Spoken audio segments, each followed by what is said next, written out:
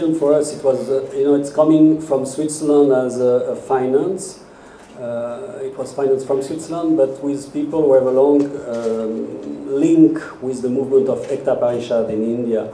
And for myself, I was involved in many different, social filming social things in different layers of Indian society for the last 7 years while I'm here in India. And it was for us very, very important to document this historical movement that is the biggest non-violent movement, this march, since a very, very long time, I guess since the Salt March from Gandhi. And we wanted to have this properly presented, and also to present it from the point of view of the people who are in the march, which is why we had to cast the protagonists in advance, why we have to follow them in their villages and show them in their natural environment before we could, follow them during the march. So maybe, we have also, we share maybe the same concern with Nandita to be helping this type of film to be there to raise voices, or to give voices to those who don't have voices, and also to help slowly changing the perception, especially in the middle class or the middle class. There is such a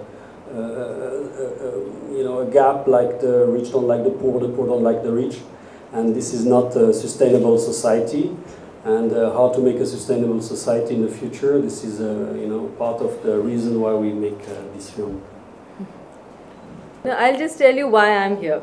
Because I have nothing, because I've done nothing in the film. But I think there are always people who are doing such fabulous work.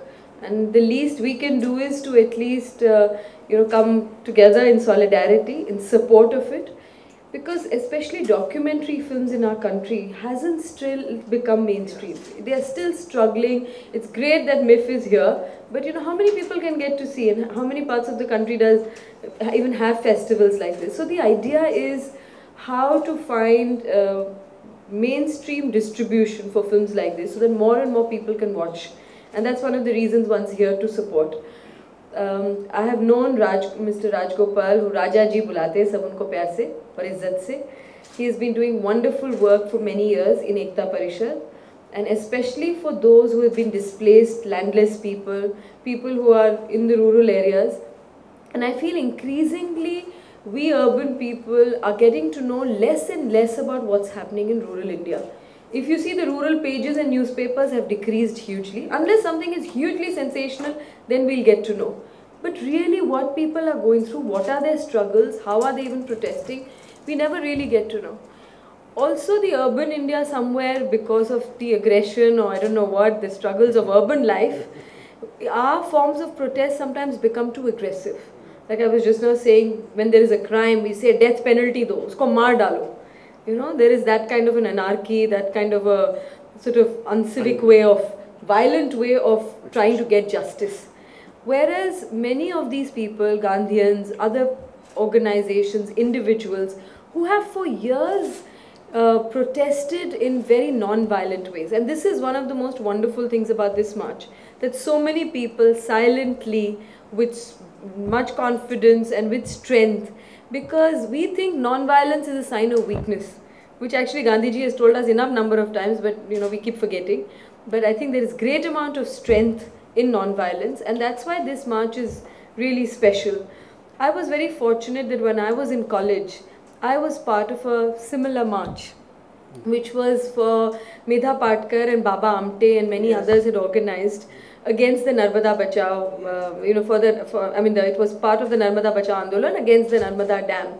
And we had walked with these farmers and tribals for about 10 days. And that is so embedded in my memory, and I think it was really one of those things that really impact you from within, because there was a small group of urban people like us. I was barely 18 or 19, very idealistic, but didn't know anything about really how the rural India even works. And to see these thousands and thousands of people walking bare feet, and it was freezing cold. And I remember it was December at that time, and we would just, they would cook for us and everybody literally on the roadside, and then we would sort of sleep literally in the open, in the freezing. We still had sleeping bags, but they just had whatever they could carry on their heads. And their demand was similar, that they had these beautiful fertile land, their villages, which were all going to get submerged. Many of them did get submerged after that. But the strength of people, what people can actually do when they come together is something very inspiring. And if you see in the film also at the end, when the minister does come in and many of the demands do get fulfilled, there is definitely a great sense of victory. But we in urban India don't even know that. We can't even share that joy. We definitely don't share the struggle, but we are not even there to share that joy. So I think we really should thank you for making this film, for bringing, because these marches happen, great things are happening in our country.